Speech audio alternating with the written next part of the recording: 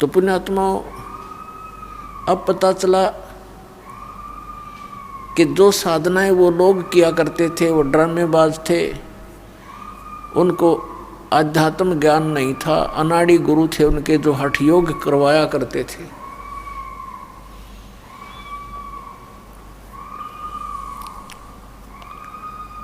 अब देखो, ये गलत साधना के कारण ये क्या हालत हो रही है इस प्राणी की, जो भूत बनकर इस बहन में चिल्ला रहा है। लाउड स्पीकर भी फेल कर रखा है इसने, इतना जोर से चिल्ला रहे हैं। अपने आत्माओं, ऐसी दुर्गति प्राणियों की हम सभी की कई कई बार होली, सत साधना ना मिलने से और मनमुखी मनमाने आचरण करने से।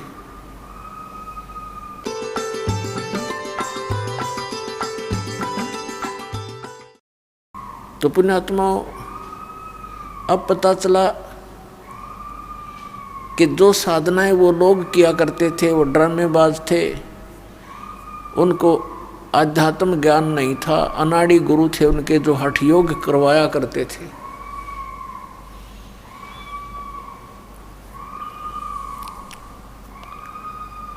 अब देखो, ये गलत साधना के कारण ये क्या हालत हो रही है इस प्राणी की, जो भूत बनकर इस बहन में चिल्ला रहा है। लाउड स्पीकर भी फेल कर रखा है इसने, इतना जोर से चिल्ला रहे हैं। अपने आत्माओं, ऐसी दुर्गति प्राणियों की हम सभी की कई कई बार होली, सत साधना ना मिलने से और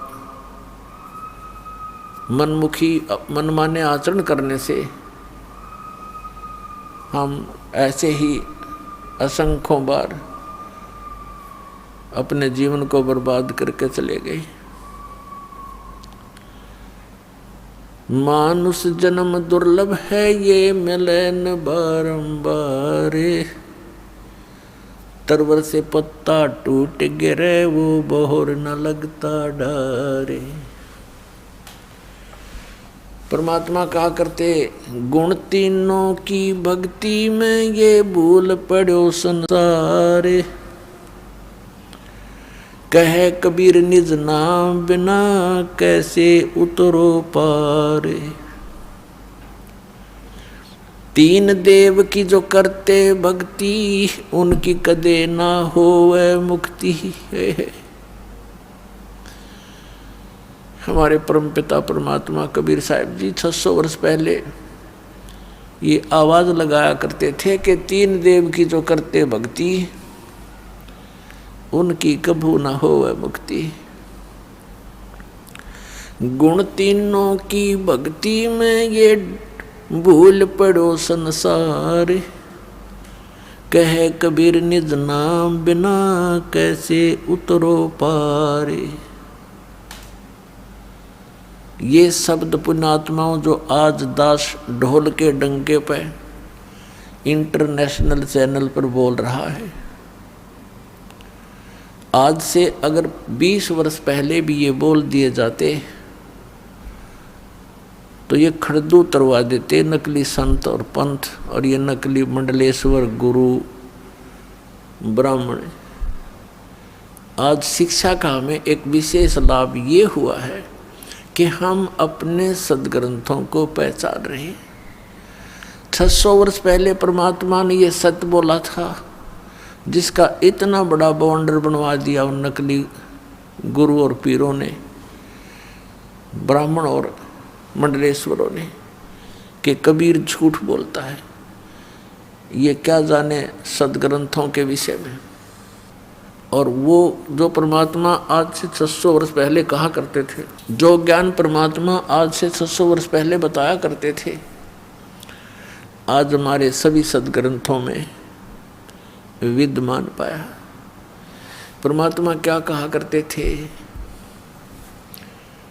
धर्मदास ये जग बोरा ना, कोई न जाने पद निर्वाणा।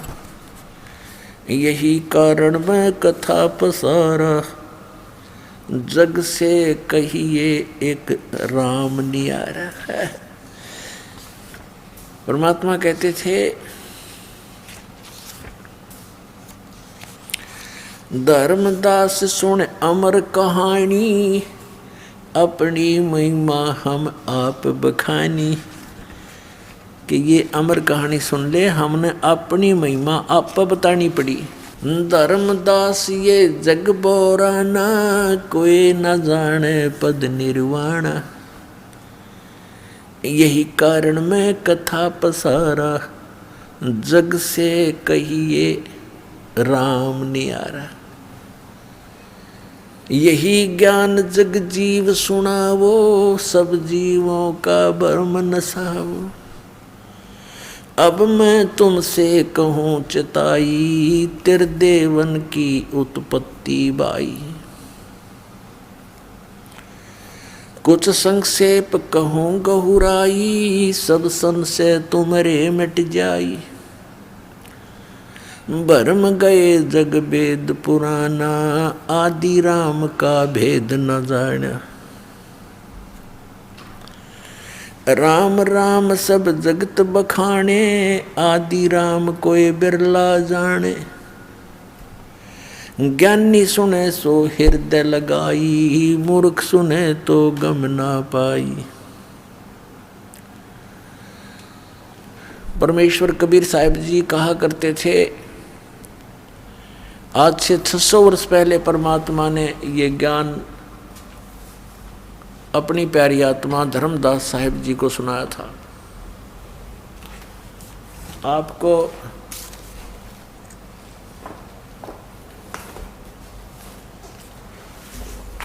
आप जी को पवित्र कबीर सागर से रूबरू कराते हैं, जो 600 वर्ष पहले परमात्मा ने अपनी अमृतवाणी बोली थी। आदरणीय धर्मदास साहिब जी ने उस परम पूज्य परमेश्वर कबीर साहिब की बोली वो अमृतवाणी सच्चिदानंद घन ब्रह्म की वाणी लिपिबद्ध की थी। और 600 वर्ष पहले परमात्मा ने वो ज्ञान दिया था जो हमारे हिंदू धर्म के ये नकली गुरु ब्राह्मण ऋषि मंडलेश्वर ये भी नहीं बता पाए। ब्रह्मा विष्णु महेश को भी पता नहीं अपने विषय अपनी जानकारी और यथार्थ ज्ञान अध्यात्म ज्ञान उनको पता नहीं। उनको भी अपने पिता का ज्ञान नहीं, माँ का पता लग गया।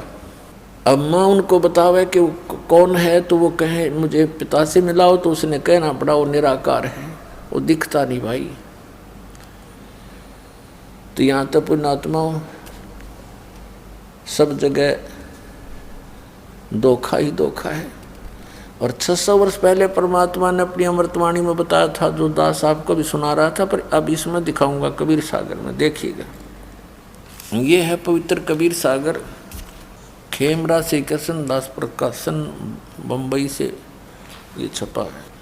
कबीर सागर ज्ञान सागर प्रथम खंड कबीर पंथी भारत पथिक स्वामी युगलानंद बिहारी द्वारा परिष्कृत, ये यहाँ से छपा है। मुद्रक एवं प्रकाशक हैं खेमरा श्री कृष्ण दास, अध्यक्ष वेंकटेश्वर प्रेस, खेमरा श्री कृष्ण दास मार्ग मुंबई। ये है ज्ञान बोध सागर, ज्ञान बोध सागर और 21 पृष्ठ इसका। धर्मदास ये जग बोराना, कोई न जाने पद निर्वाण। निर्वाण माने मोक्ष मार्ग, पद माने पद्धति वे ऑफ वर्शिप, निर्वाण माने मोक्ष की। मोक्ष की विधि को कोई नहीं जानता। धर्मदास ये सारा संसार विचलित है और कोई ना जाने पद निर्वाणा। यही कारण मैं कथा पसारा, जग से कहिए वो राम नियारा। ये कबीर पंथिया ने गड़बड़ कर रखी है अपनी अपनी सोच अनुसार। इन्होंने राम के स्थान पर नाम लिख दिया। तो पुण्यात्माओं, इस दास को परमात्मा ने इसीलिए नियुक्त किया है कि सच्चाई को ऊपर लाएं, सदग्रंथों को ढंग से समझें। यही कारण मैं कथा पसारा, जग से कहिए वो राम नियारा। यही ज्ञान जग जीव सुनावो, सब जीवों का भरम नसावो। परमेश्वर कबीर जी कह रहे हैं अपनी प्यारी आत्मा धर्मदास जी को कि यही ज्ञान जो मैं तुझे सुनाने जा रहा हूँ सब जीवों को बताना। जो ज्ञान मैं सुनाने जा रहा हूँ वो सभी जीवों को बता देना। क्या? अब मैं तुमसे कहूँ चिताई तेरे देवन की उत्पत्ति भाई। अब मैं तुमसे इन तुम्हारे तीनों देवताओं की, श्री ब्रह्मा जी, श्री विष्णु, श्री शिव जी की उत्पत्ति यानी जन्म बताता हूँ कैसे हुआ। कुछ संक्षेप कहूँ गहुराई, सब संशय तुमरे मिट जाई। भरम गए जग वेद पुराना, आदि राम का वेद न जान्या। आदि राम, राम राम सब जगत बखाने, आदि राम कोई बिरला जाने। अब देखो इन्होंने कोशिश की है मिलावट करने की, काट पीट करने की, और यहाँ स्पष्ट है देखो, राम राम सब जगत बखाने। राम राम तो सब कहते हैं, पर आदि यहाँ राम होना चाहिए था। आदि राम जो सबसे पुरातन परमात्मा है उसके विषय में कोई बरला ही जानता है। भरम गए जग वेद पुराना, आदि राम का वेद न जाना। ये नाम गलत लिखा है, यहाँ भी राम आना चाहिए था। अब जो कथा मैं सुनाने जा रहा हूँ बुद्धिमान व्यक्ति तो हृदय से लगाएंगे, जो अच्छी आत्माएं होंगी वो तो सुनेंगी प्रेम से, और मूर्ख होंगे वो सुनेंगे नहीं। अब क्या बताते हैं परमात्मा के जो कथा, जो ज्ञान ब्रह्मा विष्णु महेश जी की उत्पत्ति और सृष्टि रचना कैसे हुई, इसको बुद्धिमान व्यक्ति प्रमाणों को देखकर तो तुरंत मान जाएंगे, और मूर्ख हैं रूढ़िवादी वो फिर मानने नहीं, उनका बात समझ में आवे को नहीं। क्या बताते हैं? अब मैं तुमसे कहूँ चिताई तेरे देवन की उत्पत्ति भाई। ज्ञानी सुने सो हृदय लगाई, मूर्ख सुने तो गम ना पाई। गम माने उसका समझ में ना आवे। अब माँ अष्टंगी पिता निरंजन, ये जमदारुण वंशन अंजन। पहले कीन निरंजन राई, पीछे से माया उपजाई। माया रूप देख अति शोभा, देव निरंजन तन मन लोभा। कामदेव धर्मराय सताए, देवी को तुरंत दर खाए। पेट से देवी करी पुकारी, ए साहेब मोह करो उबारी। टेर सुनी सतगुरु ता आए, अष्टंगी के बंद छुड़वाए। इस काल भगवान ने दुर्गा के साथ दुर्व्यवहार करना चाहा था, इसने सूक्ष्म रूप बनाया और काल ने मुंह खोल रखा था इस ज्योति निरंजन ने बदतमीजी से। वो उसके मुख के माध्यम से पेट में चलेगी। एक सिद्धि होती है लघु दीर्घ हो जाना, छोटे से छोटा हो जाना, अदृश्य हो जाना और बहुत बड़ा आकार बना लेना, विराट टाइप। तो क्या कहते हैं? टेर सुनी तहाँ हम आए। परमात्मा कहते हैं हम आ गए। फिर यहाँ सतगुरु लिखा है, ये कबीर पंथियों ने थोड़ी गड़बड़ी सी कर रखी है इसमें। और अष्टंगी के बंध छुड़वाए। धर्मराय को, अब देखो 22 पृष्ठ पे, धर्मराय को हिकमत की, दीन आगत लिखा, हिकमत की ना, नख रेखा से भग कर लीना। धर्मराय करे भोग बिलासा, माया को रही तब आशा। तीन पुत्र अष्टंगी जाए, ब्रह्मा विष्णु शिव नाम धराए। तीन देव विस्तार चलावे, इनमें ये जग धोखा खावे। दुर्गा को फिर गर्भ रहा। कहते हैं धर्मराय की ने भोग विलासा, माया को रही तब आशा। और तीन पुत्र अष्टंगी जाए, ब्रह्मा विष्णु शिव नाम धराए। तीन पुत्र, तीन देव विस्तार चलावे, इनमें यो जग धोखा खावे। ये काल के तीनों पुत्र हैं, श्री ब्रह्मा, श्री विष्णु, श्री शिव जी, और इन्हीं की पूजा में ये सारा संसार धोखा खा रहा है। पुरुष गम कैसे कोई पावे, काल निरंजन जग भरमावे। तीन लोक अपने सुत दीन्या, सोन निरंजन बासालिन्या। अलख निरंजन सोन ठिकाना, ब्रह्मा विष्णु शिव भेद न जान्या। तीन देव सो उसको ध्यावे, निरंजन का वो पार न पावे। अलख निरंजन बड़ा बटपारा, तीन लोक जीव करे आहारा।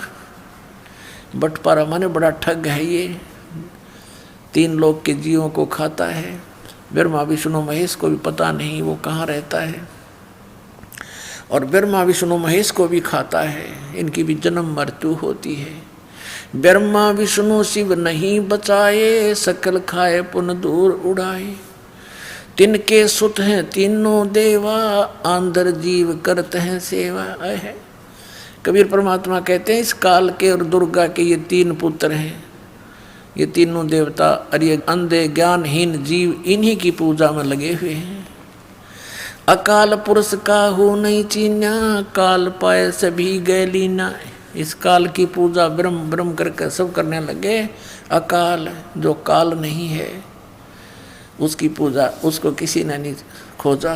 तीन देव और असुर अवतारा, ताको बजे सकल संसारा। गुण तीनों का ये विस्तारा, धर्मदास में कहूँ पुकारा। गुण तीनों की भक्ति में ये भूल पड़ो संसारी। कहे कबीर निज नाम बिना कैसे उतरो पार। अपने आत्मा ये ज्ञान परमात्मा ने कबीर परमेश्वर जी ने 600 वर्ष पूर्व हमें दिया था। उसमें हमारे गले नहीं उतरने दिया इन अज्ञानी ऋषि में ऋषियों ने, ये कहकर के ये कबीर तो अज्ञानी है, ये अक्सर ज्ञान नहीं रखता, ये क्या जाने वेदों और पुराणों के बारे में, ये सब झूठ बोलता है। तो परमात्मा कहा करते निरंजन धन तेरा दरबार, निरंजन धन तेरा दरबार, जहाँ पर तनिक ना न्याय विचार। वैसा उड़ मुल मुल खासा, गल मोतियों के आर। वैसा उड़ मुल मुल खासा, गल मोतियों के आर। पतिव्रता को मिले न खादी, ये सूखा नरस आहार। निरंजन धन तेरा दरबार, निरंजन धन तेरा दरबार, जहाँ पर तनिक ना न्याय विचार। पाखंडी की पूजा जग में, संत को कहें लबाड़। पाखंडी की पूजा जग में, संत को कहें लबाड़। अज्ञानी को परम विवेकी, ज्ञानी को मूड गंवार। निरंजन धन तेरा दरबार, निरंजन धन तेरा दरबार, जहाँ पर तनिक न न्याय विचार। कह कबीर सुनो भाई साधो, यहाँ सब उल्टा व्यवहार। कहे कबीर सुनो भाई साधो, यहाँ सब उल्टा व्यवहार। सच्चों को तो ये झूठा बतावें, इन झूठों का एतबार। निरंजन धन तेरा दरबार, निरंजन धन तेरा दरबार, जहाँ पर तनिक ना न्याय विचार। अब परमात्मा ये कहा करते थे कि इन पाखंडिया की पूजा जग में, और कबीर परमेश्वर को कहते हैं ये तो लबाड़ है। लबाड़ माने जो मुंह में आववाए बोल देता है, वही कह देता है कि ब्रह्मा विष्णु महेश नासवान हैं, इनकी जन्म मृत्यु होती है, और इनकी माता अष्टंगी है, इनका पिता ज्योत निरंजन है। कहती है झूठा है, झूठ बोलता है, ये सदग्रंथों पुराणों को क्या जाने, क्योंकि ये संस्कृत भाषा में लिखे हैं और संस्कृत भाषा के पढ़ने का अधिकारी केवल एक ब्राह्मण वर्ग होता था। यही ऋषि होते थे, यही मैं ऋषि होते थे, मैं ऋषि दानंद जैसे नकली। और इन्होंने बट्ठा बैठा दिया। कबीर परमेश्वर 600 वर्ष पहले प्रयत्न करके गए थे, आज हम सभी सुखी हो जाते हैं। एक भगवान होता, एक ज्ञान होता, एक ही भक्ति होती, अपनी भक्ति करके हम अपने सतलोक में चले जाते। आने वाली पीढ़ियां अभी भक्ति करके सुखी होकर के सतलोक चले जाते। तो ये तो एक यूनिवर्सिटी है ये पृथ्वी, समझो दूसरे शब्दों में। और मानव शरीर प्राप्त प्राणी इसमें प्रवेश पाए हुए हैं। तो इस यूनिवर्सिटी यानी विद्यालय में, महाविद्यालय में हमने अपनी ट्रेनिंग भक्ति, अपनी शिक्षा प्राप्त करके डिग्री प्राप्त करी और गए, अब नौकरी मिल लगी सतलोक में। अब यहाँ जिन्होंने ब्रह्म तक की पूजा की वो ब्रह्म लोक में जाकर नौकरी प्राप्त कर ली, वहाँ इनको पद मिल गया। जिन्होंने ब्रह्मा विष्णु महेश की 70 की भक्ति की वो ब्रह्मा विष्णु महेश जी के लोक में चले गए। और इनके लोकों में गए हुए प्राणी फिर पुनर्जन्म को प्राप्त होते हैं। ब्रह्मा विष्णु महेश की जी की भी जन्म मृत्यु होती है। ब्रह्म लोक में गए हुए प्राणी भी जन्म मृत्यु में आते हैं। तो हमने अब ये कौन सी ट्रेनिंग करनी है कि जहाँ जाने के बाद फिर लौट कर कभी संसार में नहीं आते, हमने वो साधना करनी है। उसके लिए कौन इष्ट है? वो परम अक्षर ब्रह्म हमारा इष्ट है और उसका नाम कबीर देव है। अब उसकी भक्ति करेंगे हम, सतलोक चले जाएंगे। अपना आत्मा अब भगवान का पता चलेगा आपको, क्योंकि हमने परमात्मा को पहचानना है। आज से 600 वर्ष पहले, आज से 600 वर्ष पहले सन 1398 से और सन 1518 तक 120 वर्ष परमेश्वर पूर्ण ब्रह्म इस धरती पर एक जनसाधारण की भूमिका करते हुए एक रोल कर रहे थे कि तुम इतने गरीब बनकर रहो, यहाँ की इस नकली महिमा की तुम्हें चाह नहीं हो तो आप पृथ्वीपति हैं। और जो पृथ्वीपति बनना चाहते हैं वो खाकपति हैं, लास्ट में उनके पास खक नहीं होता। और ये पृथ्वी तो काल की है, इसने धोखा देने के लिए यहाँ पर ये नकली सुख दे रखा है, इससे बचना पड़ेगा। और कहते हैं परमात्मा में विश्वास दृढ़ कराने के लिए दिखाया मालिक ने रोल करके कि जिस प्रकार मैं साधना करता हूँ, अन्य देव की पूजा नहीं करता हूँ, कबीर परमेश्वर जी ने बताया। और कोठी बंगले भी मेरे पास नहीं, मेरा कोई व्यापार बिजनेस नहीं, कपड़ा बुनकर कति निर्धन व्यक्ति जैसा एक आचरण किया। हमें विश्वास दृढ़ कराने के लिए कि घना धन भी आवश्यक नहीं। कोई नहीं सोचा घना धन हो, घना दान कर दूं इसीलिए मैं मोक्ष प्राप्ति कर लूँगा, फिर तो गरीबों का नंबर आता ही नहीं। लेकिन ऐसा भी नहीं है कि दान करने वाले या घने धनी लोग भी पार ना होंगे। आत्मा निर्मल हो और समर्पित हो परमात्मा पर, दोनों पार। पार तो मोक्ष भक्ति ने करना है और भक्ति के साथ साथ मर्यादा अनिवार्य है। तो परमात्मा ने यही बताना चाहा था कि ये माया अच्छी नहीं। टोटे में भक्ति करे, सोए सही सपूत, ये मायाधारी मस्करे ना जाने कितने जालिए ऊत। यानी सपूत तो वह जो दारिद्र हो और भक्ति भगवान की करे। राम नाम का धन जिसके पास हो गया वो तो पृथ्वीपति है। कबीर साहब कहते हैं कबीर सब जग निर्धना, धनवंता ना कोई, धनवंता सो जानिए जिस पे राम नाम धन होवे। तो हमारे पास राम नाम धन होना चाहिए। राम नाम कौन सा? नकली नामों से जाप करने से राम नाम संग्रह नहीं होगा, वो धन संग्रहित नहीं होगा। ओरिजिनल नाम हो, पूर्ण गुरु हो, पूर्ण परमात्मा की शरण हो, तब हमारा राम नाम का धन इकट्ठा होगा। परमात्मा ने 600 वर्ष पहले कहा था, अब मैं तुमसे कहूँ चिताई, तेरे देवन की उत्पत्ति बाई। तेरे ब्रह्मा विष्णु में इसका जन्म बता दूं।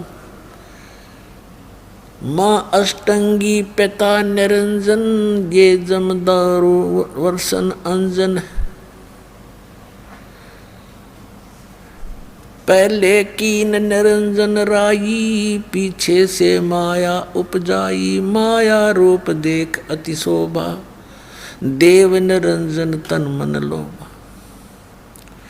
काम देव धर्मराय सताए, देवी को तुरंत धर खाए। फिर क्या बताते हैं कि 3 पुत्र अष्टंगी जाए और ब्रह्मा विष्णु शिव नाम धराए। 600 वर्ष पहले मालिक ने बोल रखी ये वाणी आपके रूबरू कराई, आज की लिखी हुई नहीं और आज की कोई मनगढ़ंत कहानी नहीं पुण्यात्माओं। तो अब हम पहचानेंगे अपने भगवान को कि वो परमात्मा थे जिन पुराणों को हमारे हिंदू धर्म के गुरु नहीं जान सके। ये नकली और परमात्मा का विरोध करा दिया उस समय, ऐसा जालिम विरोध करा दिया कबीर भगवान का इन नकलियों ने, क्योंकि हम अशिक्षित थे और इनको वेदों और पुराणों के ज्ञाता माना करते थे। इन खख नहीं आवा था वेदों और पुराणों का। उस परमात्मा को उबड़ते हुए तेल के कढ़ाई में डलवा दिया इन लोगों ने, सरसों का तेल उबलवा के, और चारों तरफ से दबाव दे दिया राजा पर। और परमात्मा को उस उबलते हुए सरसों के तेल के कढ़ाई में मारना चाहा, लेकिन मालिक थे, बैठ के जाकर आराम थे। हर देख रहे हैं ठाठ से भगवान को, हाय है अविनाशी थे वह, अविनाशी परमात्मा है वो, अमर प्रभु हैं। कुछ नहीं हुआ, बैठे बैठे देखते रहे। सिकंदर लोधी ने सोचा कि भगवान कबीर साहब जी को कुछ नहीं हुआ तो तुझे क्या होगा। मना करते करते उंगली देकर तेल की उष्णता चेक करनी चाहिए। परमात्मा ने कहा था कि इसमें हाथ ना दिए राजा, उंगली नहीं खोजी नहीं मिलेगी तेरी उंगली। क्योंकि शेख तकी जो सिकंदर लोधी के धार्मिक गुरु थे वो महान दुष्ट था, उसने कह दिया कि ये जादू तंत्र जानता है, इसने तेल की तासीर ठंडी कर दी, ये उबलता उबलता नजर आ रहा, ये उष्णता नहीं रही। तो सिकंदर लोधी ने सोचा ला मैं उंगली देकर चेक कर लूँ थोड़ी सी, फिर निकाल लूँगा जल्दी सी। अब ज्यों ही सिकंदर लोधी ने उंगली डाली, जितनी उंगली उस उबलते हुए सरसों के तेल में गई थी उतनी उंगली चढ़ देसी चढ़ चढ़ करके और कट के अलग होगी। राजा बेहोश हो गया। जब परमात्मा बाहर आए, वो पहले तो छींटे छाटे मार कर जीवित किया पानी के ठंडे पानी से, तो होश में आते ही फिर वो पीड़ा घनी थी, फिर बेहोश हो गया। फिर दोबारा सचेत किया, परमात्मा ने पकड़ के वो उंगली पूरी कर दी, कटी हुई नहीं रही। बोलो सतगुरुदेव।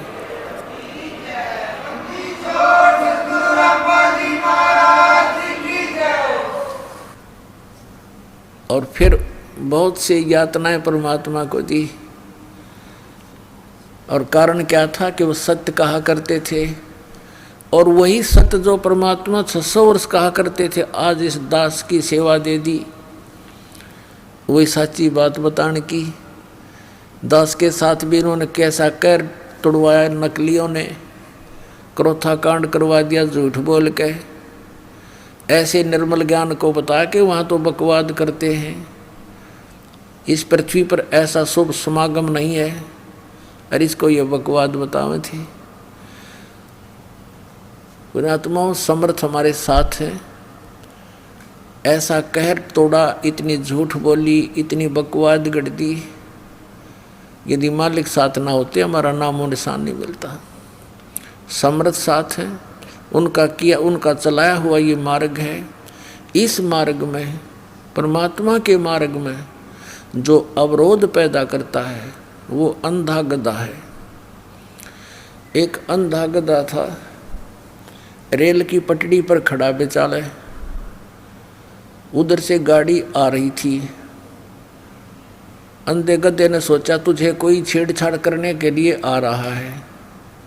जिधर से गाड़ी आने की आहट आ रही थी उसी तरफ उसने अपने पिछले पैर कर दिए और तैयारी पकड़ ली कि ये मुझे डिस्टर्ब करने वाला निकट आएगा तो दोनों दुलत्ती मारूंगा। तैयार कर ली। अंधा खड़ा आप रेल के मार्ग में और बताओ कि मुझे डिस्टर्ब करने कौन आ रहा है। तो ट्रेन ने तो आना ही था।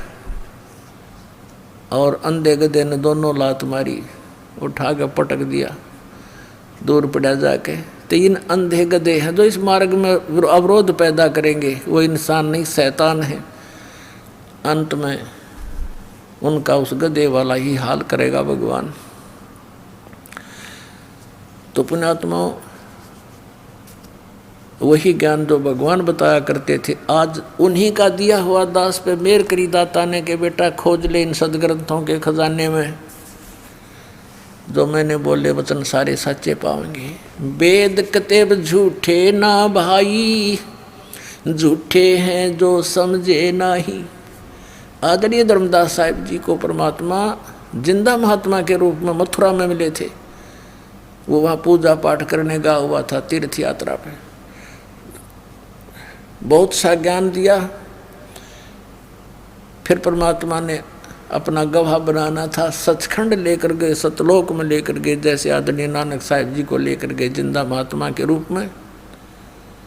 बेई नदी से आदरणीय गरीबदास साहिब जी को ले गए, खेतों में गऊ चरा रहे थे, 10 वर्ष के बालक थे, जिंदा महात्मा के रूप में वहाँ आए और उनको लेकर के सचखंड सतलोक गए। फिर वापस छोड़ दिया इन सभी महापुरुषों को। जब धर्मदास जी वापस आए, पहले वो भले परमात्मा से ज्ञान सुना भी करते थे, लेकिन अंदर जगह ना बन रही थी, क्योंकि ये कथा सुनाने वाले एक कबीर परमेश्वर, भ्रमित करने वाले करोड़ों। तो धर्मदास जी पहले भी यही सोचा करते थे कि शायद वेदों में, किताबों में, पुराणों में जो लिखा वो सच्चा ही होगा, जो ये ब्राह्मण गुरु और ऋषि मंडलेश्वर बता रहे हैं। जब आंखों देखा ऊपर सारा कुछ कि ब्रह्मा विष्णु महेश की सतिथि क्या है, ये तो जन्म मृत्यु होती है, उनसे वार्ता कराई भगवान ने ले जा करके उनसे। जैसे आदरणीय नानक साहिब जी मर्दाना और बाला को साथ लेकर के ऊपर के लोकों में जहाँ तक ये पहुँच सकते थे वहाँ तक गए, उनसे वार्ता की और उनके सामने करवाई ताकि ये समझ सकें कि सच्चाई क्या है। तो ऐसे ही धर्मदास जी को सब ब्रह्मांड तक दिखाकर तीसरे दिन वापस छोड़ा था। फिर धर्मदास जी ने कहा था, हे परमात्मा, इसका मतलब तो ये सिद्ध है कि वेद और कतेब झूठे हैं, जो उनमें लिखा है कि ब्रह्मा विष्णु महेश सर्वेश्वर हैं। वेदों में ब्रह्मा विष्णु महेश को सर्वशक्तिमान बताया है, अजर व अमर बताया है। तो परमात्मा ने कहा, वेद कतेब झूठे नहीं भाई, झूठे हैं ये समझे ना ही। ये झूठ बोल रहे हैं कि वेदों में ब्रह्मा विष्णु महेश सर्वशक्तिमान है। ये झूठ बोलते हैं कि पुराणों में कहीं नहीं लिखा कि उनकी जन्म मृत्यु होती है। ये पुस्तक आपके सदग्रंथ सच्चे हैं, लेकिन ये इनको समझ नहीं सके, इसलिए ये बताने वाले तुम्हारे गुरु झूठे हैं। अब उन झूठे गुरुओं की दिखाऊंगा आपको निरी झलक, एक नहीं गुणीय झलक दिखाऊंगा। देखिएगा पवित्र शिव पुराण, ये गीता प्रेस गोरखपुर से प्रकाशित है। सचित्र मोटा टाइप, केवल हिंदी। संपादक है हनुमान प्रसाद पोदार।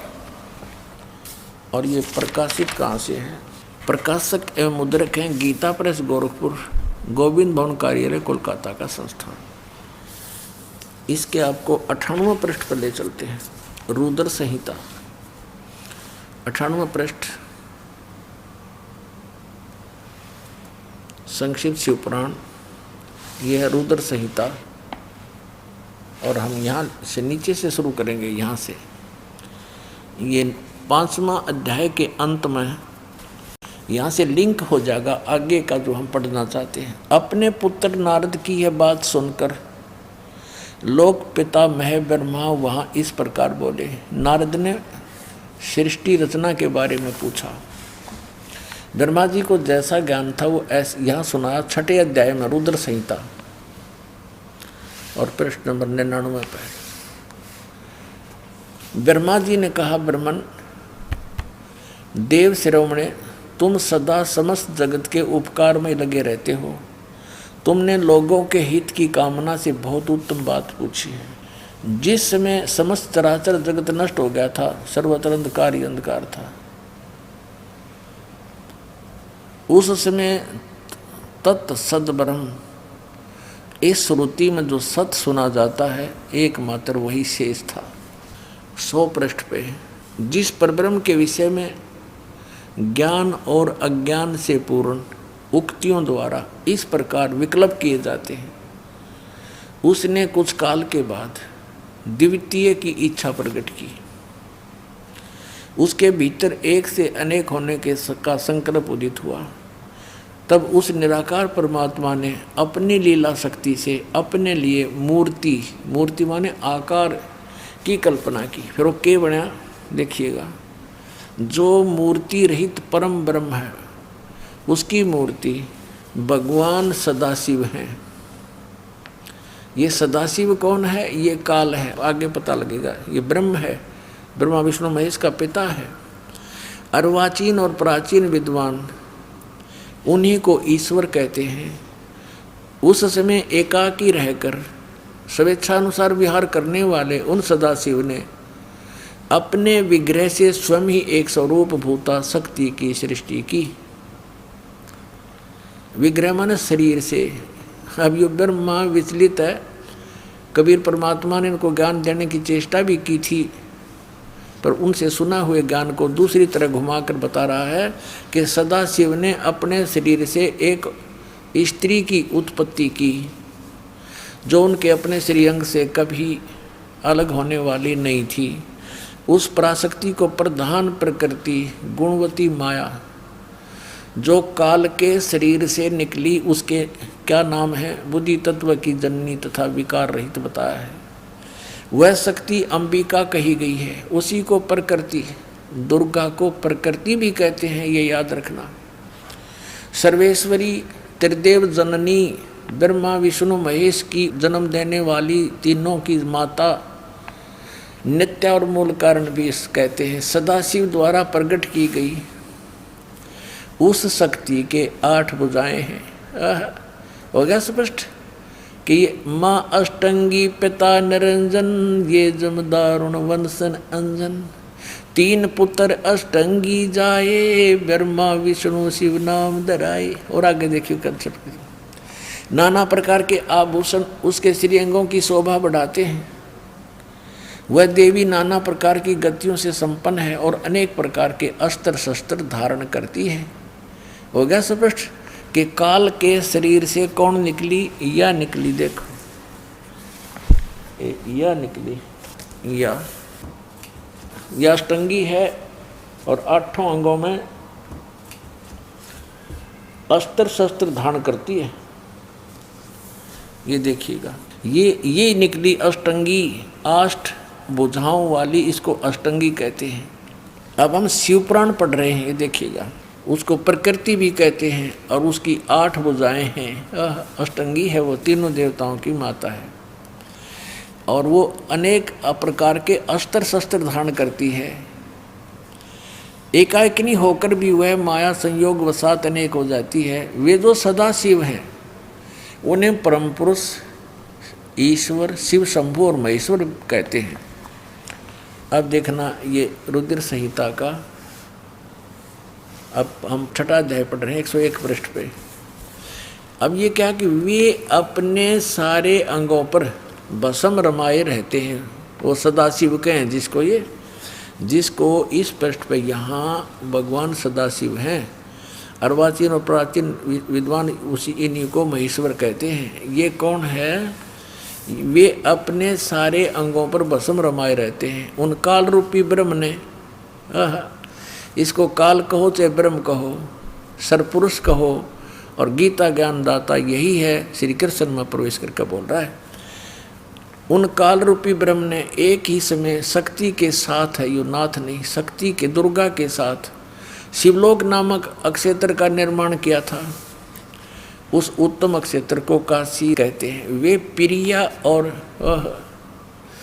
प्रियतम शक्ति और शिव यानी पति पत्नी रूप में रहते हैं। प्रिया और प्रियतम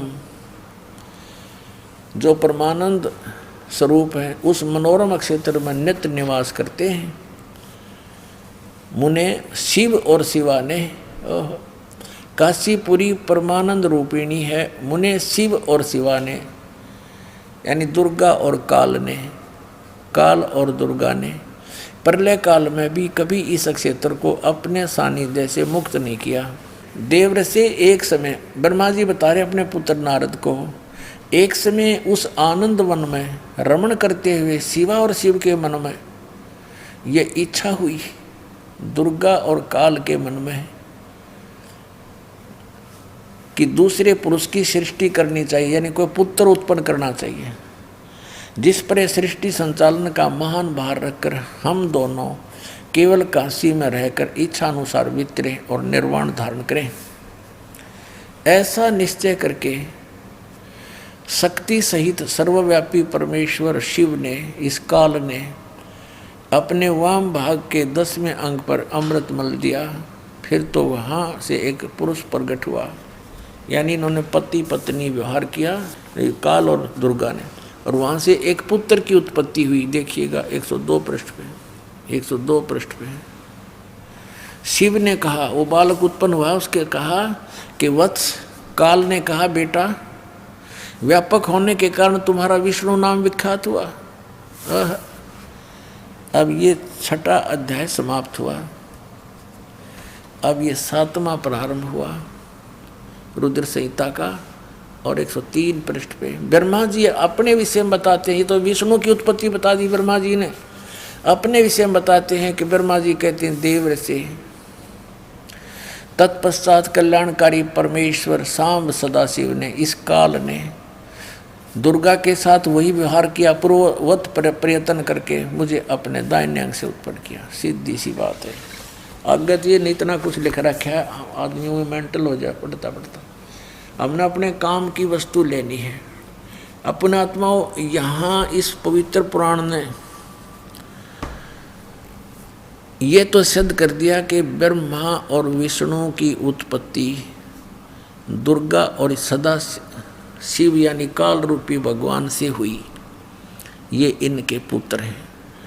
अब यहाँ अनुवाद करता इस बात से विचलित हो गया कि शिव से शिव की उत्पत्ति कैसे लिखूं, इसमें तो लिखा हुआ है, यहाँ तो लिखा नहीं। लेकिन आगे कहते चोर चुरावे तू बड़ी, वो गड्ढे पानी में वह गड्ढे वह ऊपर आवनो, सच्चाई छानी ना। ये देखिएगा, ये वही शिव पुराण है, हम आपको सुना रहे हैं। अब हम इसके 110 पृष्ठ पे आपको ले चलते हैं। ये रुद्र संहिता ही चल रही है और संक्षिप्त शिव पुराण 110 पृष्ठ पे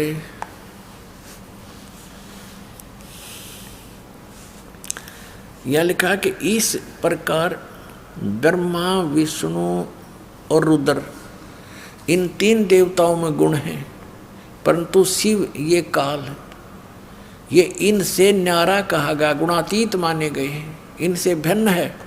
गीता जी अध्याय नंबर 7 के श्लोक नंबर 12 में ये कहता है कि तीनों गुणों रजगुण सतगुण तमगुण से जो कुछ भी हो रहा है इसका निमित्त कारण मैं ही हूँ, लेकिन मैं इनमें नहीं और ये मुझ में नहीं। तो यहाँ भी ये स्पष्ट किया है कि वो इनसे न्यारा है।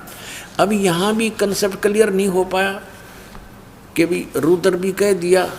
अब यहाँ आप दिखाते हैं आपको पृष्ठ नंबर 24 पर आते हैं शिव पुराण के। ये देखो, एक समय क्या हुआ, ब्रह्मा और विष्णु जी का आपस में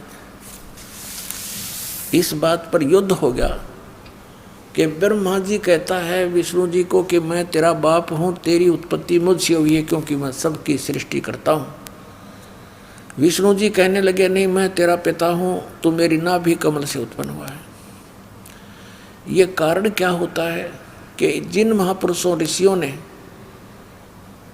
साधना करी, हठ योग करके समाधिस्थ हुए, तो इस काल भगवान ने किसी को तो ब्रह्मा के रूप में दर्शन दे दिया, क्योंकि उसने स्वयं प्रतिज्ञा कर रखी है कि मैं किसी के सामने अपने वास्तविक रूप में नहीं आऊँगा। तो ये कभी अपने पुत्र ब्रह्मा के रूप में दर्शन दे देता समाधि दशा में। तो जिस ऋषि ने समाधि दशा में ब्रह्मा जी के रूप में काल के दर्शन हो गए, उसने डंडोरा पीट दिया, मुनादी कर दी और ब्रह्मा जी के पास आकर कहने लगे, हे भगवान आप तो खुद परमात्मा हो, मैंने साधना करके आपको खोज लिया है।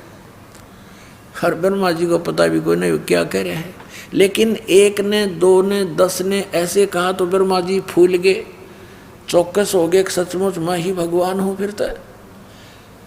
ऐसे ही किसी को विष्णु जी के रूप में दर्शन दे दिए, तो वो विष्णु जी को कहता है कि ये खुद भगवान है, अपने को छुपाए बैठे हैं, ये तो परम पिता हैं, मैंने समाधि दशा में इनके दर्शन हो गए, मैंने खोज लिया भगवान ये परमात्मा है। ऐसे ही किसी को उसने शिव रूप में दर्शन दे दिए, अपने पुत्र तमोगुण शिव के रूप में। तो उन ऋषियों ने भगवान शिव को भगवान सिद्ध कर लिया। तो इनका न्यो भ्रम बन गया, इस भ्रम के कारण दोनों की लड़ाई होगी। इन दोनों का युद्ध समाप्त करने के लिए इस काल भगवान ने, ब्रह्म ने ऊपर से एक लिंग छोड़ दिया तेजों में, स्तंभ, और ये लड़ना तो भूल गए, उसकी खोज में लग गए। अब लंबा कहानी ना बताएं तो क्या है, उस समय ये काल अपने पुत्र शिव के रूप में प्रकट हो गया और इनसे क्या वार्ता करी देखिएगा। ये विद्वेश्वर संहिता है, संक्षिप्त शिव पुराण 24 पृष्ठ पे ये लिंग बीच में खड़ा कर रखा है, ये ब्रह्मा जी और विष्णु जी के बीच में। फिर वो स्वयं आकर के इनके सामने खड़ा हो जाता है, फिर इनकी आपस में क्या वार्ता होती है ये देखिएगा। प्रश्न नंबर 25 पे विद्वेश्वर संहिता। ब्रह्मा और विष्णु ने पूछा, प्रभो इस काल से पूछा, सृष्टि आदि 5 कर्तों के लक्षण क्या है, यह हम दोनों को बताइए। भगवान शिव बोले, मेरे कर्तव्यों को समझना अत्यंत गहन है, तथापि मैं कृपा पूर्वक उनके विषय में बता रहा हूँ। ब्रह्मा और विष्णु सृष्टि, पालन और संहार, तिरोभाव और अनुग्रह, ये 5 ही मेरे जगत संबंधी कार्य हैं जो नित्य सिद्ध हैं। संसार की रचना जो आरंभ है उसी को सर्ग या सृष्टि कहते हैं। यहाँ क्या कहता है, पुत्रों, ब्रह्मा और विष्णु को कह रहा, पुत्रों तुम दोनों ने तपस्या करके कहता तुमने तपस्या कर ली और मन प्रसन्न होकर दे दिए। बता, इनने का जूत, इनने का सिर, ठेकेदारी आप ले रहा। कहता तुमने तपस्या कर ली और मन खुश होकर दे दिए, तेरा बीच में कह रहे गए तपस्या करके अपना मेहनत मजदूरी करके हित प्राप्त किए। फिर भी देखो पुत्रों, तुम दोनों ने तपस्या करके प्रसन्न हुए मुझ परमेश्वर से सृष्टि और सतिथि नामक 2 कृत, ये 2 पोस्ट, 2 पद प्राप्त किए हैं, ये तुम बहुत प्रिय। इसी प्रकार मेरी विभूति स्वरूप रुद्र और महेश्वर ने है, यू मैं नहीं है, ने 2 अन्य उत्तम करते हैं, संहार और तिरोभाव मुझसे प्राप्त किए, परंतु अनुग्रह नामक कृत दूसरा कोई नहीं पा सकता।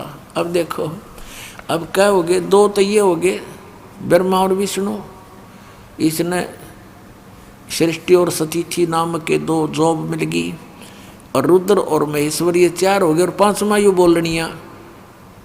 इतना स्पष्ट हो गया अपना आत्मा। अब ये भी सिद्ध करना पड़ेगा कि वो काल बोल रहा था, ये काल है ब्रह्मा विष्णु महेश का पिता, और दुर्गा इनकी माता, अष्टंगी, 8 भुजाओं में शस्त्र ले रही, इसको अष्टंगी भी कहते हैं। ये देखिएगा। अब इसी पर इस 26 पृष्ठ पर ही अभी आप यहाँ पढ़ रहे थे और अब यहाँ पढ़ेंगे हम इसी पर। मैंने पूर्व काल में अपने स्वरूपभूत मंत्र का उपदेश किया है जो ओंकार के रूप में प्रसिद्ध है। वह महामंगलकारी मंत्र है। सबसे पहले मेरे मुख से ओंकार यानी ओम प्रकट हुआ, जो मेरे स्वरूप का बोध कराने वाला है। ओंकार वाचक है, मैं वाच्य हूँ। यह मेरा मंत्र है, यह मंत्र मेरा स्वरूप ही है। प्रतिदिन ओंकार का निरंतर स्मरण करने से मेरा ही सदा स्मरण होता है। मेरे उत्तरवर्ती मुख से अकार का, पश्चिम मुख से उकार का, दक्षिण मुख से मकार का यानी ए ऊ और मैं, जिससे ये ओम बनता है। और पूर्ववर्ती मुख से बिंदु, ये जो ओम है इसके विषय बता रहा कि यू ए ऊ और यू पर बिंदु, तथा मध्यवर्ती मुख से नाद का प्राकाट्य हुआ है। इस प्रकार 5 अवयवों से युक्त ओंकार का विस्तार हुआ। इन सभी अवयवों से, इन सभी पार्टों से ए ऊ में बिंदु और इस बिंदु से नाद से कहते ये एकीभूत होकर यह प्रणव ओम नामक एक अक्षर हो गया। ये ओम नामक एक अक्षर है ओम। इसको ओंकार कहो, इसको ओम कहो, और चाहे ऐसा लिखकर इसको एक अक्षर ओम कहो। ये ओम है, एक अक्षर हो गया। और ये मेरा मंत्र है, असली मंत्र कहता है ये है मेरा। अपनात्मा यहाँ इन्होंने ओम नमः शिवाय ये 5 अक्षर मंत्र बता दिया। ये कहीं भी मूल संस्कृत में ये नहीं, इसलिए इन्होंने अलग भाषा में लिखा है। और हमने इसको ना समझ कर इन अज्ञानियों द्वारा अनुवाद किया हुआ इसका अर्थ लगा दिया, जबकि ये कोई मंत्र नहीं है ओम नमः शिवाय। ना गीता जी में, ना वेदों में, ना श्रीमद् भगवत गीता में, ना पवित्र चारों वेदों में। तो ये मनमुखी आचरण के नाम हैं जो हमें यूजलेस थे, कोई लाभ नहीं हुआ। पुण्यात्मा, परमात्मा ने जो 600 वर्ष पहले ज्ञान दिया था, आज वही ज्ञान हमारे सदग्रंथों में विद्यमान है। तो भगवान कौन है? Kabir is God, Kabir is God. उस परमात्मा को जिसको ये निरक्षर बतावे थे, ये अक्षर नहीं जानता, शिक्षा नहीं जानता, ये क्या जाने वेदों के बारे में। 600 वर्ष पहले मालिक ने बोला था, इन पुराणों ने स्पष्ट कर दिया। और परमात्मा ने ये भी कंसेप्ट क्लियर कर दिया था, धर्मदास ये वेद किताब झूठे नहीं है, पुराण झूठी नहीं है। झूठे तो ये हैं जो इनको समझ ना रहे, बकवाद गढ़ने लग रहे, अज्ञानी है सारे। काल ने इनकी बुद्धि बांध रखी है, रोज पढ़ने समझ में आती नहीं। ये तो परमात्मा ने दया करी पुण्यात्माओं अपने पे है। और ये अनमोल रत्न अपने हाथ लाग गया, गरीब की इसने छोड़ रहे हम, ये तो मुश्किल तो दाव लग गया। श्रीमद् भगवत गीता अध्याय नंबर 8 के श्लोक नंबर 13 में गीता ज्ञानदाता कहता है कि ओम इति एकाक्षरम ब्रह्म व्यवहारन मामनुसमरण ये प्रयाति तजंदेहम स याति परमाम गतिम। गीता ज्ञानदाता श्री कृष्ण जी में प्रवेश करके ये काल बोल रहा है कि मुझ ब्रह्म का, ये ब्रह्म बोल रहा है, मुझ ब्रह्म का ओम इति एकाक्षरम, ये केवल यह एक ओम अक्षर है। व्यवहारण माने उच्चारण करके, अनुसमरण माने समरण करण का। और ये प्रयाति तजंदेहम, जो ओम नाम का जाप करता हुआ शरीर त्याग कर जाता है, स याति परमाम गतिम, वह परम गति को प्राप्त होता है। अपने आत्माओं, अब परमात्मा कौन है? कबीर। और कबीर कौन है? वो परम पूज्य परमात्मा जो जुलाहा दान की भूमिका करके 120 वर्ष तक इस पृथ्वी पर रहे और काशी के अंदर प्रगट रहे। सह शरीर आए थे, सह शरीर चले गए थे। अब आपको थोड़ी झलक दिखाता हूँ, ये देखिएगा। श्रीमद् भगवत गीता, जयदयाल गोविंद का इसके अनुवादक हैं और गीता प्रेस गोरखपुर से प्रकाशित है। 8वां अध्याय, ये श्लोक नंबर 13। ओम इति एकाक्षरम ब्रह्म व्यवहारन माम अनुसमरण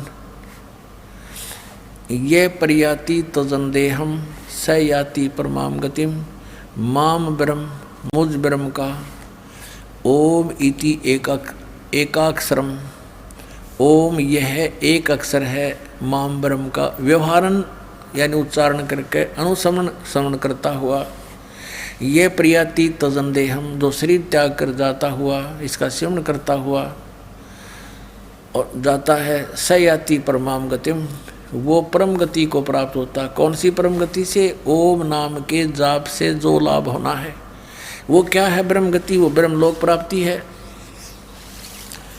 और ब्रह्मलोक में गए हुए प्राणी भी जन्म मृत्यु में रहते हैं। ये देखिएगा 8वें अध्याय का, ब्रह्मलोक में गए हुए प्राणी भी पुनर्वृत्ति में है। यहाँ लिखा है कि अर्जुन ब्रह्मलोक पर्यंत यानी ब्रह्मलोक में गए हुए सब तक या ब्रह्मलोक तक सभी लोग पुनरावृत्ति में है। वहाँ गए इन पुनरावृत्ति का ये शटार लगा के उन्होंने नीचे विवेचन किया है, अर्थात जिनको प्राप्त होकर पीछे संसार में आना पड़े ऐसे।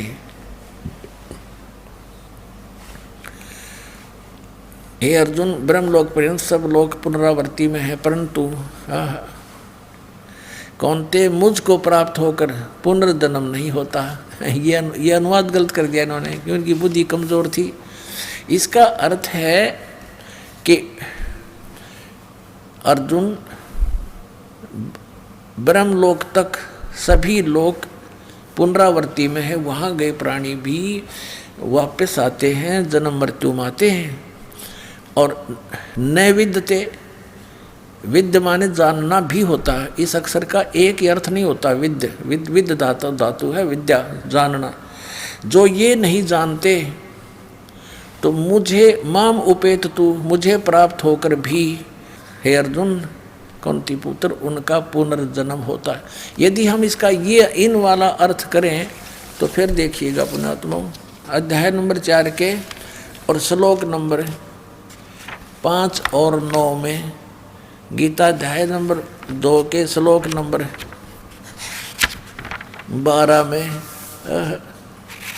और अध्याय नंबर 10 के श्लोक नंबर 2 में स्पष्ट क्या कि अर्जुन तेरे और मेरे बहुत जन्म हो चुके, तू नहीं जानता मैं जानता हूँ। तो फिर ये कहना कि मुझे प्राप्त होकर उनकी जन्म मृत्यु नहीं होती, ये अनुवाद गलत है। ये देखिएगा अध्याय नंबर 4 का और श्लोक नंबर ये 5 है, यहाँ से शुरू होता है। बहुनानी यहाँ से पढ़ेंगे। हे प्रणतम अर्जुन मेरे और तेरे बहुत से जन्म हो चुके हैं, उन सबको तू नहीं जानता मैं जानता हूँ।